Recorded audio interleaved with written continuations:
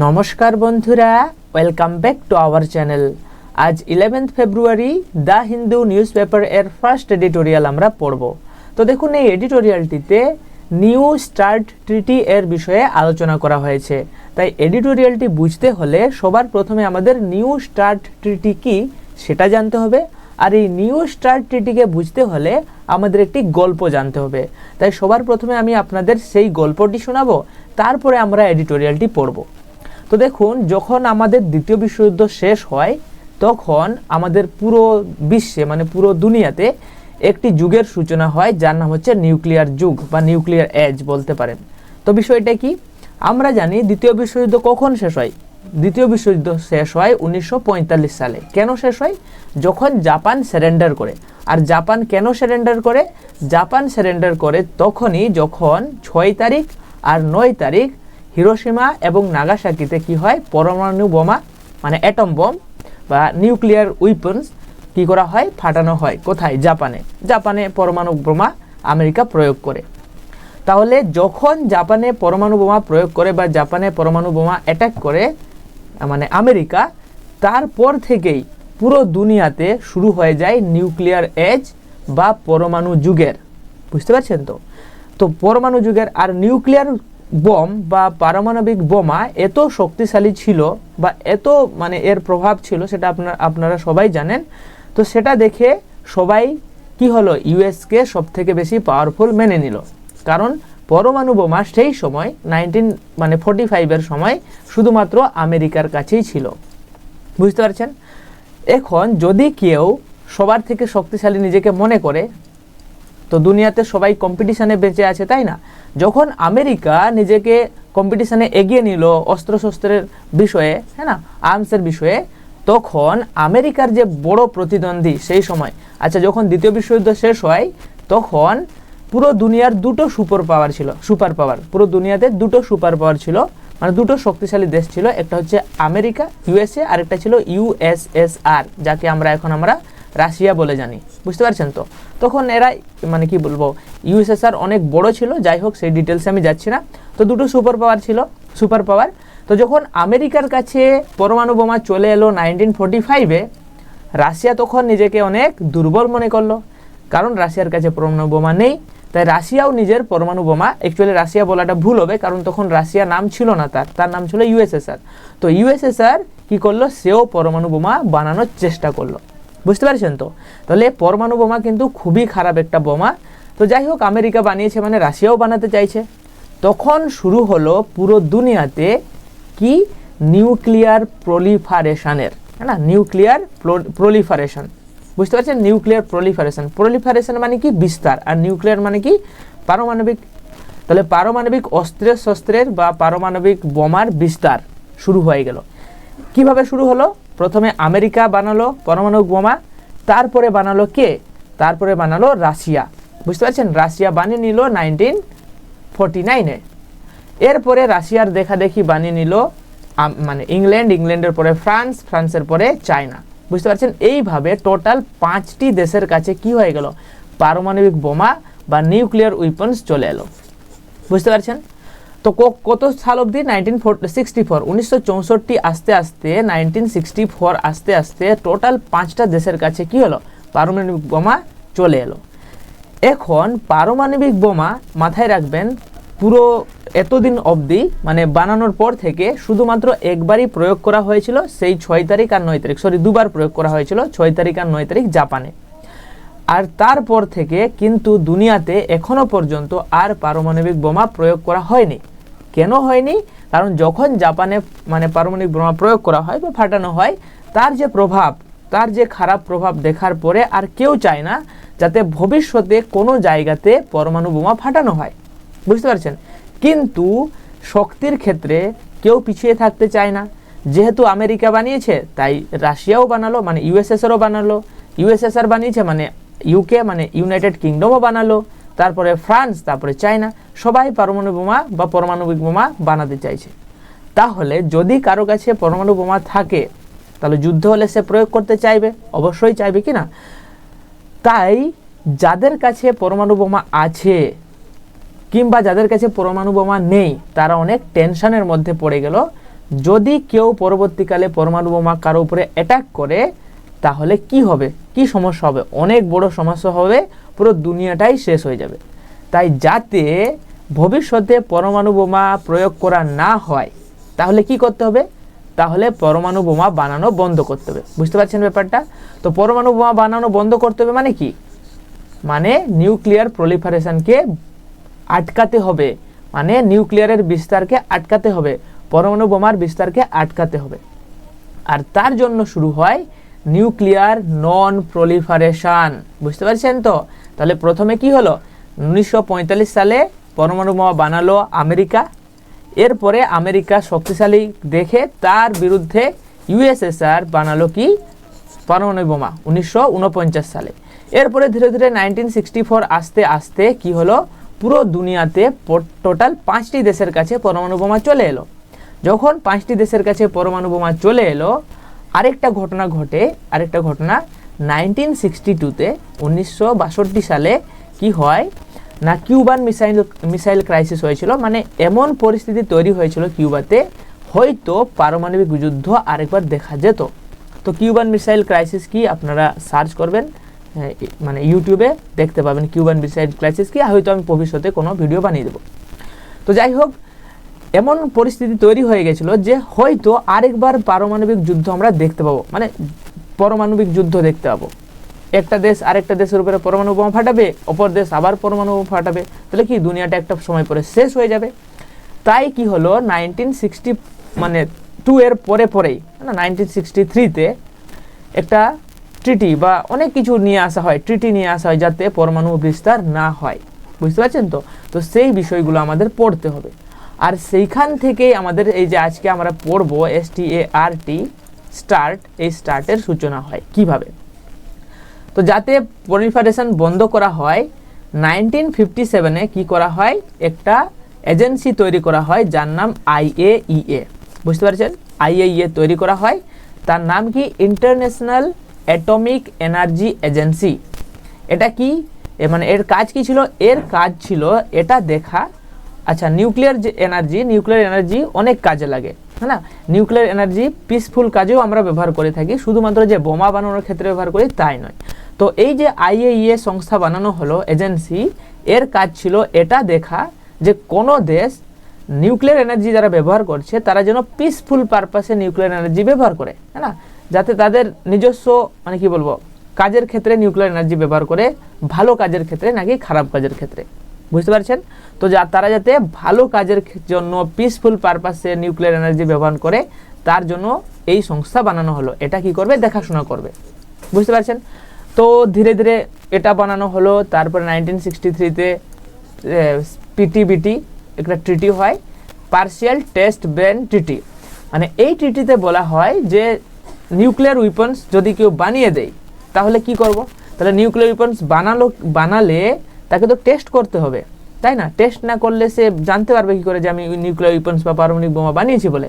তো এই ট্রিটিতে বলা হয় যে 1963-তেই, হ্যাঁ না, যখন 62-তে কি হলো, আমি বললাম 62-তে কিউবান মিসাইল ক্রাইসিস হলো, মানে পারমাণবিক বোমার একদম যুদ্ধের সামনাসামনি চলে এসেছিল। তাই 63-তেই তার পরের বছরই একটা ট্রিটি নিয়ে আসে। সেখানে বলা হয় যে কোনো দেশই তার যে নিউক্লিয়ার উইপন্স, মানে তার যে পারমাণবিক অস্ত্র, সেটা সে টেস্ট করতে পারবে না। কোথায় কোথায়? অ্যাটমসফিয়ারে, মানে বায়ুমণ্ডলের মধ্যে, আউটার স্পেস, মানে পুরো আকাশে, না মহাকাশে, আর আন্ডার ওয়াটার, মানে জলের মধ্যে। তাহলে কি একটা ট্রিটি ডেভেলপ করলো এরা, ট্রিটি সাইন করলো যে কোনো দেশই আমাদের বায়ুমণ্ডলে হোক, জলের মধ্যে হোক, কিংবা মহাবিশ্বে হোক, কোনো জায়গাতেই নিউক্লিয়ার বোমাকে টেস্ট করতে বা পরীক্ষণ করতে পারবে না, যাতে নিউক্লিয়ার উইপন্স কেউ ডেভেলপ না করে। বুঝতে পারছেন তো?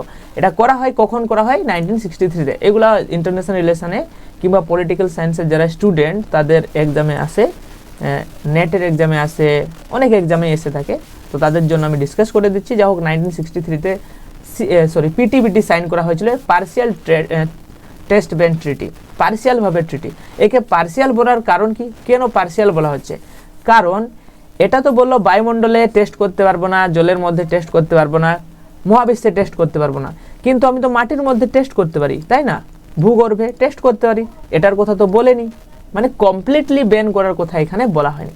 তো এইভাবে প্রয়াস করতে থাকা হয়, মানে বিশ্বের যত পাওয়ারফুল দেশ, এই যে P5 কান্ট্রি যাদেরকে বলা হয়, যাদের কাছে নিউক্লিয়ার পাওয়ার রয়েছে, ওই যে চায়না, রাশিয়া, ওই সবগুলো, তোরা চাইছে যাতে বন্ধ করা হয়।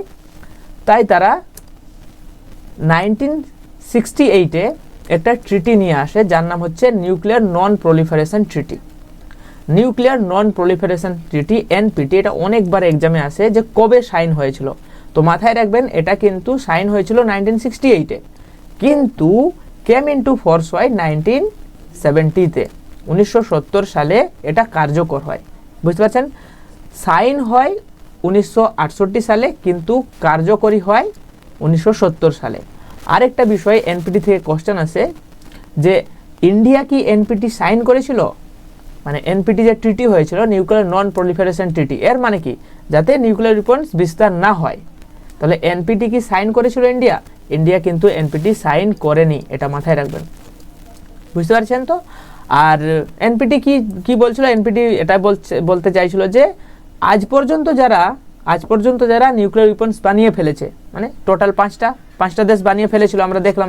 আজ পর্যন্ত যারা নিউক্লিয়ার ওয়েপন্স বানিয়ে ফেলেছে, শুধুমাত্র তাদেরকেই মানা হবে নিউক্লিয়ার ওয়েপন্স কান্ট্রি, আর বাকি কাউকেই নিউক্লিয়ার ওয়েপন্স ডেভেলপ করতে দেওয়া হবে না, এই ধরনের একটা কথা বলা হয়। বুঝতে পারছেন তো? তাই ইন্ডিয়া সাইন করেনি, কারণ ইন্ডিয়াও চাইছিল নিউক্লিয়ার ওয়েপন্স বানাতে। আর কেন চাইছিল, আর সেটা আপনারা জানেন ভালো করে। যদি কারো কাছে শক্তি না থাকে, তাহলে তাকে কেউ ভয় পাবে না, তাকে পুতুলের মতো নাচাবে। তো যাই হোক, অনেক গল্প রয়েছে। তো এইভাবে ধীরে ধীরে যাতে কি বলবো, পারমাণবিক অস্ত্র বিস্তার না হয়, অনেক ট্রিটি সাইন হতে থাকে। তো এইখানে আমি অনেক ট্রিটির নাম দিয়েছি, আপনারা PDFটি ডাউনলোড করবেন টেলিগ্রাম গ্রুপ থেকে। অলরেডি টেলিগ্রাম গ্রুপে আপনারা জয়েন হয়ে গেছেন মনে হয়, ভিডিও ডেসক্রিপশনে রয়েছে, এগুলো পড়ে নেবেন। তাহলে প্রথমে 1972-তে কি হলো? সল্ট সাইন করা হলো। সল্ট মানে কি? সল্টে বলা হলো যে লিমিটেশন ট্রিটি, না, এটা কিন্তু রিডাকশন ট্রিটি ছিল না, স্ট্র্যাটেজিক আর্মস লিমিটেশন ট্রিটি, হ্যাঁ, স্ট্র্যাটেজিক আর্মস লিমিটেশন ট্রিটি। আর্মস মানে কি? আর্মস মানে অস্ত্র শস্ত্র, লিমিটেশন মানে কি? সীমাবদ্ধ করা, মানে যতগুলো বানিয়েছি আজ পর্যন্ত, বাস আর আমি বানাবো না, সীমাবদ্ধ করে দিলাম, হ্যাঁ না, এর উপরে আমি আর বানাবো না। ধরো 10টা বানিয়েছি, 10টার উপরে আর আমি বানাবো না, আমি লিমিট সেট করে দিলাম। আমি রিডিউস করার কথা বলছি না, যে আমি 10টা বানিয়েছি এগুলোকে কমিয়ে দিব, আর 10টা থেকে আমি 7টা করব, 6টা করব, ধীরে ধীরে কমিয়ে দেবো, হ্যাঁ না। তো এটা লিমিট করার কথা বলে।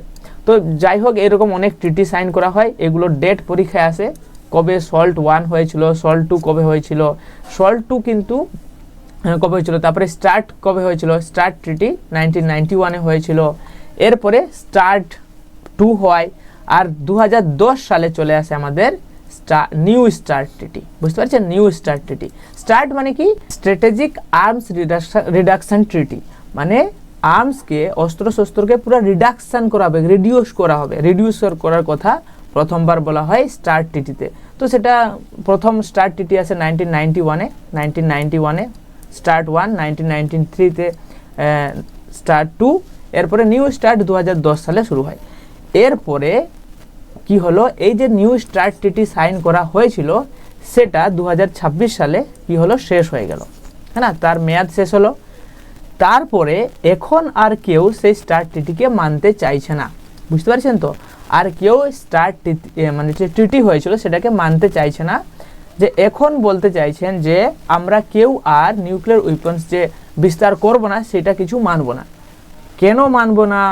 আর এই যে শেষ হয়ে গেল স্টার্ট ট্রিটিতে কি বলা হয়েছিল, যে নিউক্লিয়ার ওয়েপন্স আর ডেভেলপ করব না, সেটাকে কমিয়ে দিব। সেটার তো সাইন করেছিল অনেকেই, তারা তো এখন আর সাইন করতে চাইছে না, মানে কি? তারা আবার নিউক্লিয়ার ওয়েপন্স ডেভেলপ করতে চাইছে। এর পরিণতি কি হতে পারে ভবিষ্যতে, সেটা আপনারা ভালোভাবেই বুঝতে পারছেন। তো যাই হোক, আর্টিকেলটি আমরা পড়ি। বুঝতে পারছেন তো? এই নিউ স্টার্ট মানে কি? নিউ স্টার্ট হচ্ছে একটা ট্রিটি, যেখানে বলা হয়েছে যে আমরা নিউক্লিয়ার ওয়েপন্স বা পারমাণবিক অস্ত্র যেগুলো রয়েছে সেগুলোকে কমিয়ে দিব। এই ভেবে আমরা 2010 সালে একটা ট্রিটি সাইন করেছিলাম, যার নাম হচ্ছে নিউ স্টার্ট ট্রিটি। কিন্তু সেটা 15 বছর পর 2026 সালে কি হলো, এই যে 5ই ফেব্রুয়ারি সেটা শেষ হয়ে গেল, তার মেয়াদ শেষ হয়ে গেল, হ্যাঁ না। তা আমরা ট্রিটি সাইন করলাম, কত বছরের জন্য? 15 বছরের জন্য। তাহলে 15 বছর শেষ, তাহলে তার ট্রিটিও শেষ। এখন আবার সাইন করতে হবে ট্রিটিতে, কিন্তু এখন আর কেউ সেই ট্রিটিতে সাইন করতে চাইছে না। তো কেন চাইছে না, এর প্রভাব কি হবে ভবিষ্যতে, সেটার বিষয়েই এই এডিটোরিয়ালটিতে আলোচনা করা হয়েছে। ঠিক আছে, এখন আমরা এডিটোরিয়ালটি পড়ি। আশা করছি আপনারা কনটেক্সটটি বুঝতে পেরেছেন। যাই হোক, নিউ বিগিনিংস। নিউ মানে কি? নিউ মানে নতুন। আর বিগিনিংস মানে কি? বিগিনিংস মানে হচ্ছে শুরু, হ্যাঁ না, সূচনা, মানে নতুন সূচনা। যাই হোক, দ্য এন্ড। এন্ড মানে কি? এন্ড মানে সমাপ্তি বা সমাপ্ত। কিসের এন্ড? Of start. স্টার্ট মানে বলে দিলাম স্ট্র্যাটেজিক আর্মস রিডাকশন ট্রিটি। এই যে স্টার্ট, এই যে স্টার্টের যে সমাপ্ত হলো না, এন্ড অফ স্টার্ট, স্টার্টের সমাপ্তি, শুড উচিত, প্রম্পট। প্রম্পট মানে কি? প্রম্পট মানে হচ্ছে সূত্রপাত করা বা সূচনা করা বা উৎসাহিত করা, যাই বলতে পারেন। তো উৎসাহিত করা উচিত। কিসে? কে উৎসাহিত করবে? এই যে সমাপ্ত হলো স্টার্ট এর, এই স্টার্টের সমাপ্তি, এটি উৎসাহিত করা উচিত। এর উৎসাহিত করা উচিত কি? কি নিয়ে উৎসাহিত করা উচিত? ডিসকাশনস। ডিসকাশনস মানে কি? আলোচনা। তাহলে আলোচনার জন্য উৎসাহিত করবে বা উৎসাহিত করা উচিত on wider and equal terms. বুঝতে পারছেন? ওয়াইডার মানে ব্যাপক, হ্যাঁ না, বিস্তর, আর ইকুয়াল মানে সমান, সমান, আর টার্মস মানে হচ্ছে শর্তাবলী। যাই হোক, তো এই যে স্টার্ট ট্রিটি এর সমাপ্তি ঘটলো, নিউ স্টার্ট ট্রিটি 5ই ফেব্রুয়ারি যে শেষ হয়ে গেল তার মেয়াদ। তো এই যে সমাপ্তিটা, এটা একটা কিসের সূচনা করবে? এটা একটা আলোচনার সূচনা করবে বা করা উচিত। এটা ব্যাপক অর্থে আলোচনার সূত্রপাত করা উচিত। তো কেন এইরকম রাইটার বলতে চাইছেন, সেটা আমরা এডিটোরিয়ালটি পড়লে বুঝতে পারবো। অন ফেব্রুয়ারি 5, 2026, মানে 2026 সালের 5ই February, the New Strategic Arms Reduction Treaty START, হ্যাঁ না। তো এই স্টার্ট কি হলো? এক্সপায়ার্ড হয়ে গেল। এক্সপায়ার্ড মানে কি? সমাপ্তি হয়ে গেল, এর মেয়াদ শেষ হয়ে গেল, এটা লেখা রয়েছে। প্রথম সেন্টেন্স ভেরি সিম্পল, আপনারা বুঝতে পেরেছেন। এরপরে যেটা রয়েছে দেখুন, তো সমাপ্তি হয়ে গেল, তারপরে বলছেন রাইটার এ সিম্বল। সিম্বল মানে কি? সিম্বল মানে হচ্ছে চিহ্ন বা প্রতীক। কিসের প্রতীক? অফ এন, একটি, ওল্ডার। ওল্ডার মানে কি? একদম প্রাচীন বা পুরনো। এরা মানে যুগ। তাহলে একটা প্রাচীন যুগের যে প্রতীক বা সিম্বল, কোথায়? ইন গ্লোবাল মানে বিশ্বস্তরীয়, আর জিওপলিটিক্স মানে ভূ রাজনীতি। তো বিশ্বস্তরীয় যে ভূ রাজনীতি, সেইখানে না পুরনো যুগের যে একটি প্রতীক, না একটা পুরনো যুগের যে প্রতীক, সেই প্রতীক where the US and the then মানে কি? যেখানে দ্য ইউএস মানে আমেরিকা, এবং দেন মানে তখনকার ইউনিয়ন অফ সোভিয়েত সোশ্যালিস্ট রিপাবলিকস। বুঝতে পারছেন? তো সেই যে ইউএসএসআর বলেছিলাম, সেই ইউএসএসআর ওয়ার এঙ্গেজড মানে তারা এঙ্গেজ ছিল বা যুক্ত ছিল। কোথায় যুক্ত ছিল? সেই যে স্টার্ট ট্রিটিতে। In an escalating spiral of one upmanship such as testing mammoth nuclear weapons and space races. তো যাই হোক, অনেক বড় একটা সেন্টেন্স আছে, আমরা ভেঙে ভেঙে পড়বো। তাহলে কি? সেই যে ট্রিটি বললাম আমি, যে ট্রিটিতে আমেরিকা এবং সোভিয়েত ইউনিয়ন, তখনকার ইউএসএসআর কি ছিল? যুক্ত ছিল। সেইটি ইন এন এসকেলেটিং স্পাইরাল। এসকেলেটিং মানে কি? এসকেলেট করা হচ্ছে মানে যেটা বাড়ছে, ধীরে ধীরে ইনক্রিজ করছে, হ্যাঁ না, ইন্টেন্সিফাই করছে, যাকে বলা হয় ক্রমবর্ধমান। স্পাইরাল মানে কি? স্পাইরাল মানে পেঁচানো, হ্যাঁ না, সর্পিলাকার যাই বলেন। তো চক্র বা সর্পিলাকার, পেঁচানো। তাহলে পেঁচ যে বাড়ছে এইরকম। ওয়ান আপম্যানশিপ মানে কি? প্রতিদ্বন্দ্বিতা, অন্যের চেয়ে শ্রেষ্ঠ হওয়ার চেষ্টা, ওটাকে বলা হয় ওয়ান আপম্যানশিপ। তাহলে যদি আমি কারো থেকে মানে শ্রেষ্ঠ হওয়ার চেষ্টা করছি, তাহলে আমি কি? ওয়ান আপম্যানশিপ করছি। তো এই যে ওয়ান আপম্যানশিপ, এটা যে বেড়েই চলেছে, সাচ এজ যেমন, কোন ক্ষেত্রে বেড়ে চলেছে? টেস্টিং ম্যামথ, ম্যামথ মানে কি, ম্যামথ মানে হচ্ছে বিশাল, নিউক্লিয়ার উইপন্স মানে বলে দিলাম পারমাণবিক অস্ত্র, অ্যান্ড স্পেস রেস, স্পেস মানে কি গবেষণা, মানে স্পেস রিলেটেড মহাবিশ্ব রিলেটেড যে গবেষণা, সেইখানে যে কি বলবো আমেরিকা এবং ইউএসএসআর এর মধ্যে যে দ্বন্দ্ব চলছে, যে আমি শ্রেষ্ঠ নিউক্লিয়ার উইপন্সের ক্ষেত্রে হোক বা স্পেস রেসের ক্ষেত্রে হোক, সেখানে যে তাদের মধ্যে কে শ্রেষ্ঠ তার যে প্রচেষ্টা চলছে, তার যে প্রতিদ্বন্দ্বিতা চলছে, সেই যুগের পার্সপেক্টিভে বলা হচ্ছে যে স্টার্ট রিপ্রেজেন্টেড, এই যে স্ট্র্যাটেজিক আর্মস রিডাকশন ট্রিটি, ওটি রিপ্রেজেন্ট করেছিল বা প্রতিনিধিত্ব করেছিল এ পাইভোটাল শিফট, পাইভোটাল মানে একটা গুরুত্বপূর্ণ, শিফট মানে কি পরিবর্তন, ইন হাউ দে অ্যাপ্রোচড, কিভাবে তারা দেখবে নিউক্লিয়ার কম্পিটিশনকে, হ্যাঁ না।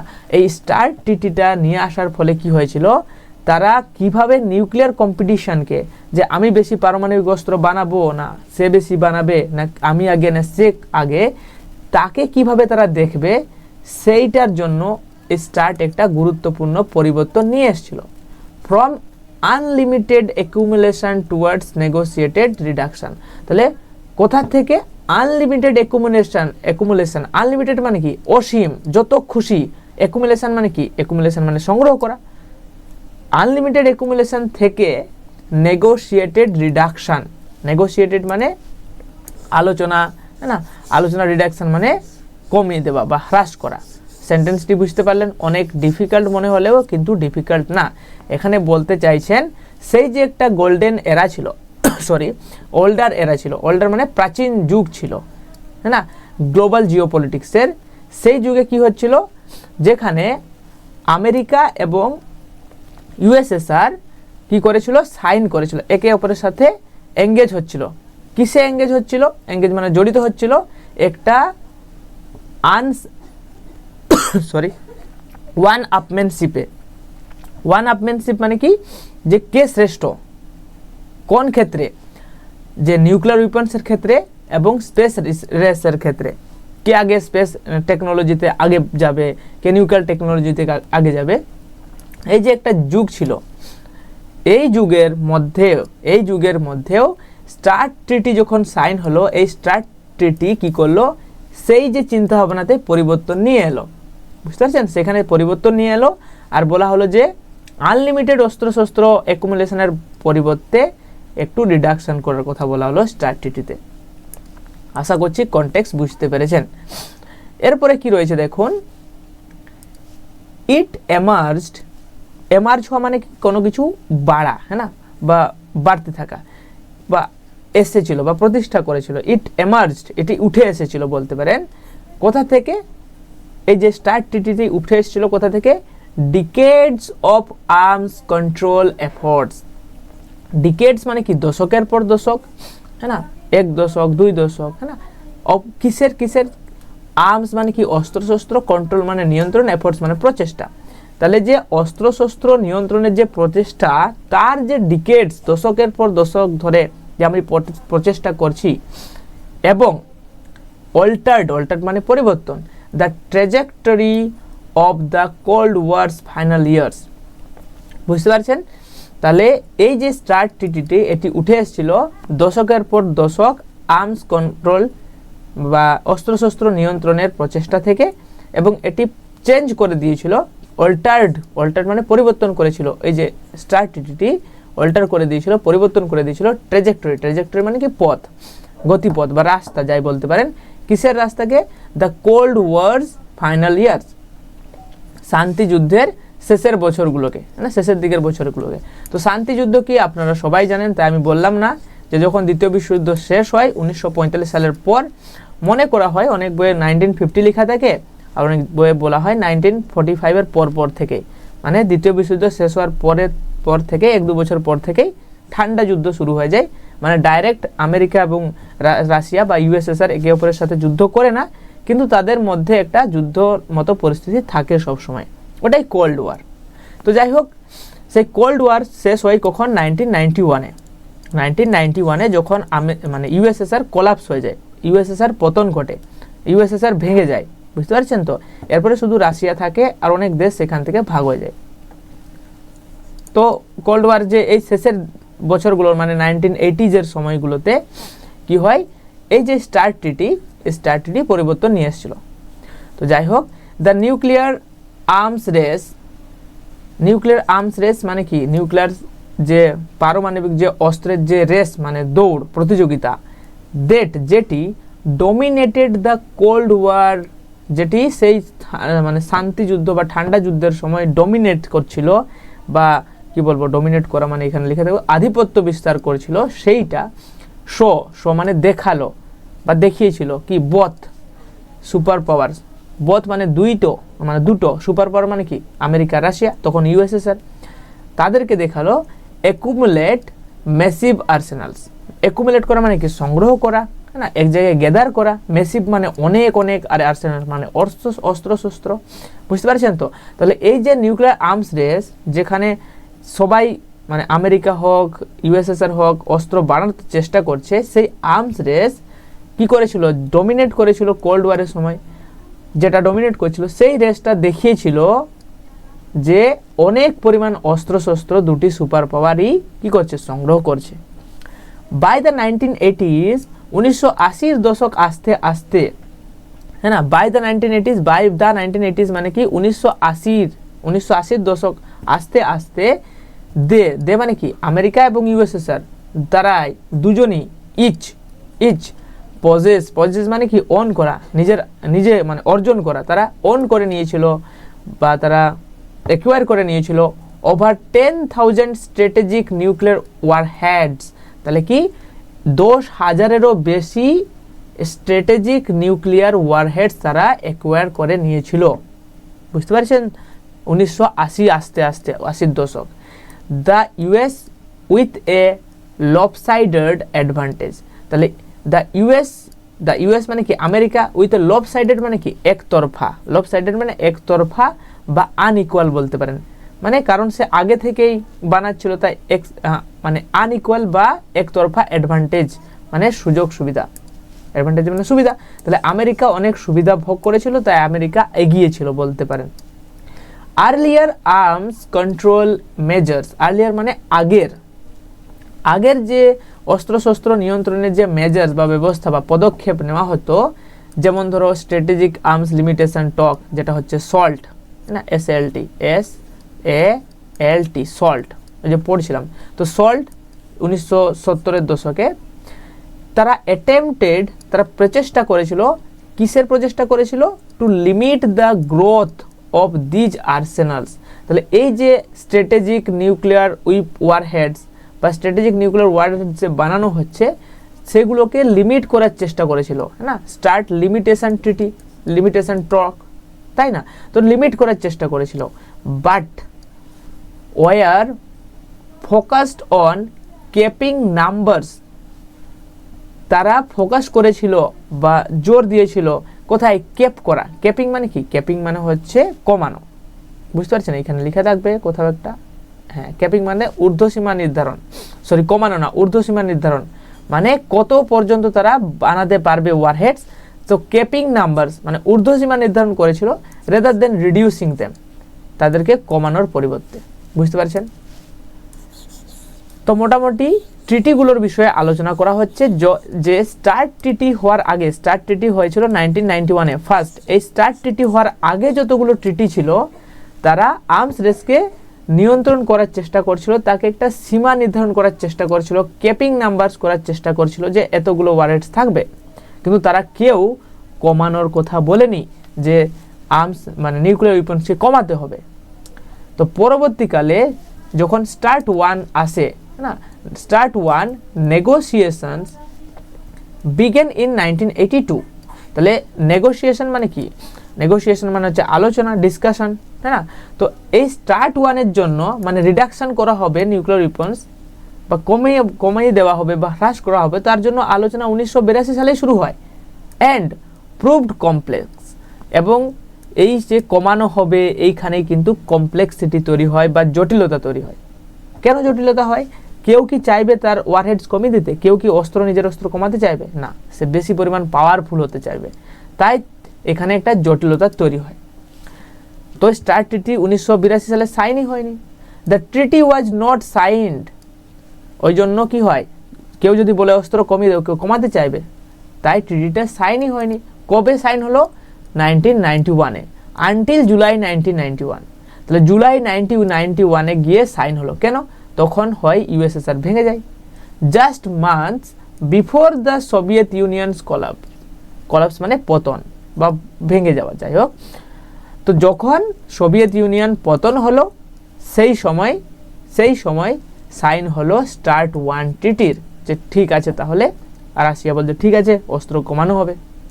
তো এই যে ইট রিপ্রেজেন্টেড দ্য ফার্স্ট এগ্রিমেন্ট, আর এই যে স্টার্ট ট্রিটি হলো, স্টার্ট ওয়ান ট্রিটি যেটা 1991 হলো, এটাই রিপ্রেজেন্ট করে, প্রতিনিধিত্ব করে ছিল প্রথম এগ্রিমেন্ট, প্রথম চুক্তি কাদের মধ্যে? Between the super powers America এবং Russia to actually reduce strategic nuclear আর্সেনালস।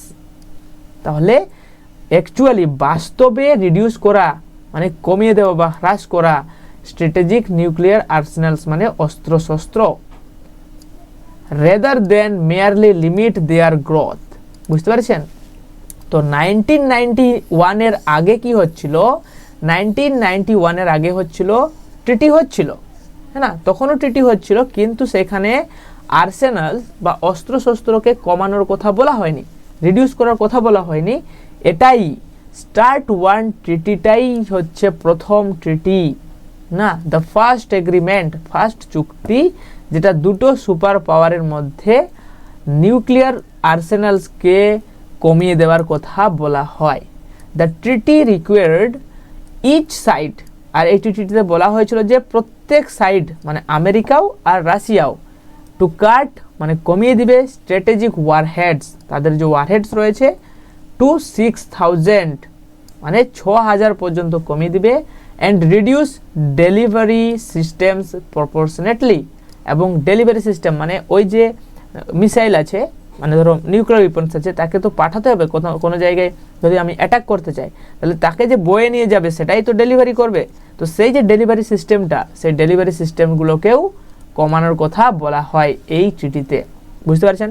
এক তো ওয়ারহেডস কমিয়ে দেবে আর ডেলিভারি সিস্টেমকেও কমিয়ে দেবে, এরকম ট্রিটিতে বলা হয় স্টার্ট ওয়ানে, যেটা 1991-এ এসেছিল। This was a significant symbolic, এটা ছিল একটা গুরুত্বপূর্ণ, সিম্বলিক মানে প্রতীকী, মানে চিহ্ন ভিত্তিক আর কি, প্রতীকী, অ্যান্ড প্র্যাকটিক্যাল মানে বুঝতে পারছেন ব্যবহারিক, অ্যাচিভমেন্ট মানে হচ্ছে সাফল্য বা কি বলবো সাকসেস। আর এই যে কমিয়ে নেওয়ার চেষ্টা করা হলো, এটা ছিল একটা গুরুত্বপূর্ণ প্রতীক বা ব্যবহার সাফল্যের। ইচ কান্ট্রি উড হ্যাভ রাফলি, প্রত্যেকটা কান্ট্রি উড হ্যাভ মানে করবে, কি করবে? রাফলি প্রায় 30% ফিউয়ার, ফিউ মানে কম করা, 30% কমিয়ে দিবে ওয়ারহেডস, কি কমিয়ে দিবে? ওয়ারহেডস, হ্যাঁ না, ওয়ারহেডস কমিয়ে দিবে। দেন এক্সিস্টিং এগ্রিমেন্টস পারমিটেড, তাহলে আগে পর্যন্ত 1991-এর আগে পর্যন্ত যে যে ট্রিটিতে বলা হয়েছিল যা যা কথা, তো সেগুলা ভুলে গিয়ে এই ট্রিটি হওয়ার পর থেকে প্রত্যেকটা দেশই কি করবে? তাদের যে ওয়ারহেডস রয়েছে সেগুলোকে প্রায় 30% পর্যন্ত কমিয়ে দিবে, মানে 30%। লেটার পরবর্তীকালে agreements built on starts framework, letter agreements, letter মানে কি পরবর্তীকালের যে চুক্তিগুলো হলো সেগুলো বিল্ট অন হয়েছিল, তারা প্রতিষ্ঠিত হয়েছিল স্টার্টস ফ্রেমওয়ার্ক, স্টার্ট মানে সেই যে রিডাকশন করা হবে তার কাঠামোর ভিত্তিতে, মানে এরপরে 1991-এর পরে যা যা ট্রিটি আমরা করছিলাম সেগুলোতে সবগুলোতে আমরা রিডাকশন কথাটি ইউজ করেছিলাম, মানে কমিয়ে দেওয়ার কথাটি। And reduced deployable warheads to 1700 from 2200 a side, তাহলে বলা হচ্ছিল যে 2200 থেকে 1700 পর্যন্ত কমিয়ে দেওয়া হবে। অ্যান্ড দ্য নিউ স্টার্ট ট্রিটি 2010, এবং যেটা 2010 সালে নিউ স্টার্ট ট্রিটি এলো, সেইখানে limited each side to 1550 deployed strategic warheads. বুঝতে পারছেন? তো প্রথমে 1700 পর্যন্ত, পরে নিউ স্টার্ট ট্রিটিতে 1550 পর্যন্ত কমিয়ে দেওয়া হলো ওয়ারহেডসের। আর each represented further progress down from cold war peaks, বুঝতে পারছেন? এবং তারা সবাই বললো, এই যে কোল্ড ওয়ার পিকস মানে কি, 1991 যখন মানে ইউএসএসআর কোলাপ হলো, কোল্ড ওয়ার শেষ হলো, তো সেই সময় থেকে তারা বলল যে ফার্দার প্রোগ্রেস, এর আগে আর প্রোগ্রেস করবে না, সেটাকে ডাউন করবে, মানে আর বেশি পরিমাণে ওয়ারহেডস, নিউক্লিয়ার ওয়ারহেডস বানাবে না। তো এটাই ছিল নিউ স্টার্ট ট্রিটির গল্প। তো এখন বলতে চাইছেন, তাহলে স্টার্ট ট্রিটির গল্প বুঝতে পারছেন, নিউক্লিয়ার উইপন্স কমানোর কথা। তো দ্য নিউ স্টার্ট যেটা চললো with its 15 year life span, মানে যেটা 15 বছর পর্যন্ত চললো, ought to have been replaced হতে পারতো with more ambitious outcomes, মানে এখনো পর্যন্ত নিউ স্টার্ট ট্রিটি যেটা অ্যাচিভ করেছে তার থেকেও বেশি কিছু অ্যাচিভ করতে পারতো New START treaty. But given that, যাই হোক, গ্লোবাল জিওপলিটিক্স মানে বৈশ্বিক যে ভূ রাজনীতি seems to be receding into imperialistic structure. Seem মানে কি, মনে হচ্ছে যে রিসেডিং হচ্ছে। রিসেডিং মানে কি? রিসেডিং মানে ফিরে যাচ্ছে। কোথায় ফিরে যাচ্ছে? ইনটু ইম্পেরিয়ালিস্ট স্ট্রাকচার, মানে সাম্রাজ্যবাদী কাঠামোয়। বুঝতে পারছেন? যে এমন মনে হচ্ছে যে বর্তমান যে জিওপলিটিক্স রয়েছে, গ্লোবাল জিওপলিটিক্স, সেটি আবার সাম্রাজ্যবাদী কাঠামোয় ফিরে যাচ্ছে। সাম্রাজ্যবাদী কাঠামো যেখানে মানে উদাহরণ দিয়ে বলছেন যে মার্কেন্টালিস্ট ট্যারিফ সিস্টেম, ওই যে মানে ট্যারিফ মানে অনেক পরিমাণে ট্যাক্স প্রয়োগ করা হচ্ছে ট্যারিফ সিস্টেমে, and a carving for territories. Carving মানে কি? কার্ভিং মানে হচ্ছে আকাঙ্ক্ষা বা ডিজায়ার। কিসের ডিজায়ার? টেরিটরিজ মানে ক্ষেত্র, না অন্য কোনো জমি দখল করার যে ইচ্ছা, বা ট্যারিফ, অনেক পরিমাণ ট্যারিফ দেওয়া হচ্ছে। যে এই যে সাম্রাজ্যবাদী যে থিঙ্কিং বা সাম্রাজ্যবাদী যে কাঠামো, হ্যাঁ না, এই দিকে আবার জিওপলিটিক্স ফিরে যাচ্ছে। আর এই বিষয়টাই ইট ইজ আনসারপ্রাইজিং, এটা অবাক করার মতো নয়, দ্যাট যে arms race doctrines too will be resuscitated, যে পুনরায় আরেকবার ওই যে অস্ত্রশস্ত্রকে লিমিট করা বা অস্ত্রশস্ত্র যে ডক্ট্রিন, এটা আবার রিসাসিটেটেড মানে হচ্ছে পুনরুজ্জীবিত, মানে আবার এই ধরনের ট্রিটি করা হবে। রাইটার এরকম বলতে চাইছেন যে কারণ ধীরে ধীরে দেখা যাচ্ছে এখন আবার সেই আগেকার মতো সাম্রাজ্যবাদী নীতি বেড়ে যাচ্ছে, আবার অন্যের জমি দখল করার চিন্তাভাবনা দেশগুলোর মধ্যে জন্মেছে, মানে আবার এই ধরনের ডক্ট্রিন আসতে চলেছে। US president Donald Trump has stated, Donald Trump বলেছেন কি, দ্যাট এই যে এনি ফিউচার আর্মস কন্ট্রোল, ভবিষ্যতের যে আর্মস কন্ট্রোল মানে অস্ত্রশস্ত্র নিয়ন্ত্রণ, মাস্ট ইনক্লুড চায়না, সেখানে চায়নাকে রাখতেই হবে। Given its growing nuclear stockpile মানে কি বলবো, ধরো চায়নার কাছে আগে 10টা ছিল নিউক্লিয়ার ওয়েপন্স, এখন হয়ে গেল আরও 4টা বানালো, আরও 10টা বানালো, হ্যাঁ না, আরও 25টা বানালো, এরকম যে বাড়িয়ে চলেছে এটাকে বলা হয় স্টক পাইল। তাহলে যেহেতু চায়না নিউক্লিয়ার স্টক পাইলকে বাড়িয়েই চলেছে, তাই যখন কোনো পিস ট্রিটি সাইন হবে সেখানে চায়নাকে অবশ্যই রাখতে হবে, এটা ডোনাল্ড ট্রাম্প বলছেন। Signalling that the USA will not be bound by limits, আবার ডোনাল্ড ট্রাম্প বলছেন যে America will not be bound, বাঁধা থাকবে না, বাই লিমিটস, সীমার দ্বারা, মানে আমেরিকাও বেশি বেশি পরিমাণে অস্ত্র বানাবে। ইফ আদার মেজর পাওয়ার্স, যদি অন্য শক্তিশালী দেশ যেমন চায়না আর free to build up theirs, যদি চায়না যদি তাদের ওয়ারহেডস বানিয়ে যায়, চায়না যদি নিউক্লিয়ার ওয়েপন্স বানিয়েই চলছে, স্টক পাইল বাড়িয়েই যাচ্ছে, তাহলে আমেরিকাও করবে, আমেরিকা কেন বন্ধ করবে? এটা ডোনাল্ড ট্রাম্প সাহেবের বক্তব্য। এরপরে কি রয়েছে দেখুন, the end of start may have serious consequences, যে এন্ড মানে শেষ হয়ে গেল, স্টার্ট ট্রিটি রিডাকশন ট্রিটি যে শেষ হয়ে গেল, এটার একটা সিরিয়াস একটা কি বলবো গুরুতর কনসিকুয়েন্সেস মানে হচ্ছে পরিণতি হতে পারে। কার জন্য? ফর গ্লোবাল এগ্রিমেন্টস, বিশ্বস্তরীয় চুক্তিদের ক্ষেত্রে, যেমন নন প্রলিফারেশন ট্রিটি। আমি বললাম নিউক্লিয়ার নন প্রলিফারেশন ট্রিটি 1970-তে সাইন হয়েছিল, মানে কার্যকর হয়েছিল, 1968 এসেছিল NPT. And the comprehensive nuclear test ban treaty, এটা হয়েছিল, এটাও 90s সময় হয়েছিল, 1996 মনে হয়, 1996 এই সময়কালে মনে হচ্ছে আমার, এটাও আমি উল্লেখ করে দিছি।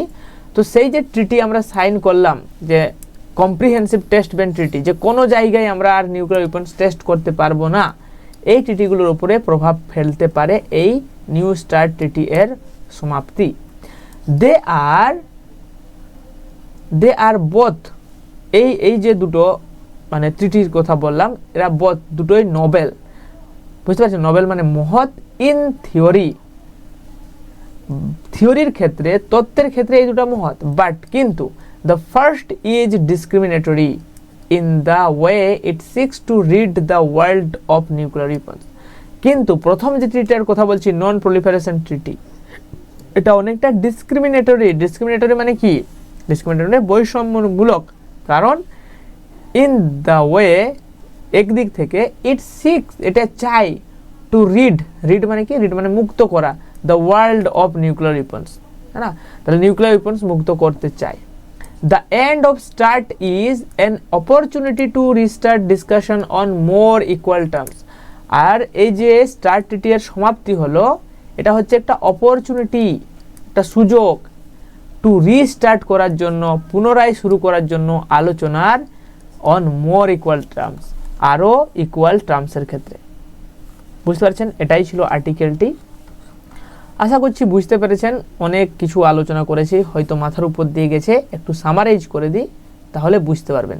তো দেখুন কি বললাম, 1945 পর যখন আমেরিকা অস্ত্র বানিয়ে নিল, নিউক্লিয়ার ওয়েপন্স, পারমাণবিক বোমা, তখন আমেরিকা অনেক পাওয়ারফুল হয়ে গেল। তাই আমেরিকার মতো পাওয়ারফুল হওয়ার জন্য 1949 মধ্যেই ইউএসএসআর, বর্তমান রাশিয়া, বানিয়ে দেয় নিউক্লিয়ার ওয়েপন্স, পরমাণু বোমা। এরপর একের পর একটা দেশ পরমাণু বোমা বানাতে থাকে। 1964 আস্তে আস্তে 5টি দেশের কাছে পরমাণু বোমা চলে আসে। আর যেহেতু 1964-এ কিউবান মিসাইল ক্রাইসিস দেখা যায়, যেখানে মনে হচ্ছিল যে এই যুদ্ধ শুরু হবে, পারমাণবিক যুদ্ধ, তাই 1963-তেই কি হয়, নিউক্লিয়ার ওয়েপন্সকে কমানোর জন্য, নিউক্লিয়ার ওয়েপন্সের টেস্টকে কমানোর জন্য পার্শিয়াল টেস্ট ব্যান ট্রিটি চলে আসে, পিটিবিটি। এরপর ধীরে ধীরে অনেক পদক্ষেপ নেওয়া হয় যাতে নিউক্লিয়ার ওয়েপন্সকে কমানো হয়, নিউক্লিয়ার ওয়েপন্সকে যাতে আর কেউ না বানায়, না, পরমাণু বোমা যাতে আর কেউ না বানায়, একটা লিমিট সেট করার জন্য 1991 পর্যন্ত অনেক ট্রিটি আসে, সেখানে সল্ট আসে, যাই হোক আসে, কিন্তু কোনো ট্রিটিতেই নিউক্লিয়ার ওয়েপন্সকে কমানোর কথা বলা হয়নি। শুধুমাত্র 1991-এ স্টার্ট ট্রিটি আসে, সেখানে রিডাকশন বা নিউক্লিয়ার ওয়েপন্সকে কমানোর কথা প্রথমবার বলা হয়। তারপরে স্টার্ট আসে, স্টার্ট 2 আসে, তারপরে নিউ স্টার্ট আছে 2010-এ, সেটা শেষ হয়ে গেল, সেই ট্রিটির ডেট শেষ হয়ে গেল 5ই ফেব্রুয়ারি 2026, 15 বছর পর। তো এখন রাইটার বলতে চাইছেন এই যে সমাপ্ত হলো, এর প্রভাব কি পড়বে? এর প্রভাব এইটা পড়তে পারে যে দুটো এনপিটি যে আমরা সাইন করেছি, যে কেউ নিউক্লিয়ার ওয়েপন্স বানাবো না, হ্যাঁ না, ভবিষ্যতে প্রলিফারেশন হবে না, সেটার উপর প্রভাব পড়বে। আবার যে সিটিবিটি আমরা করেছি, কম্প্রিহেন্সিভ টেস্ট ব্যান ট্রিটি, যেখানে বলেছি যে কোনো জায়গাতে আমরা নিউক্লিয়ার ওয়েপন্স বা পরমাণু বোমা টেস্ট করব না, সেটারও প্রভাব পড়বে, কারণ কেউ তো মানবে না এরপরে নিউ স্টার্ট ট্রিটিকে। বুঝতে পারছেন? তো রাইটার বলতে চাইছেন হয়তো ভবিষ্যতে আবার এরকম ট্রিটি হওয়ার সম্ভাবনা আছে। আশা করছি আপনারা বুঝতে পেরেছেন এডিটোরিয়ালটি। যাই হোক, যদি ভিডিওগুলো ভালো লাগে তাহলে অবশ্যই লাইক করবেন, কমেন্ট করবেন, আর চ্যানেলটি সাবস্ক্রাইব করবেন ফর মোর ভিডিওস। ঠিক আছে, সবাই ভালো থাকবেন, দেখা হবে নেক্সট ভিডিওতে।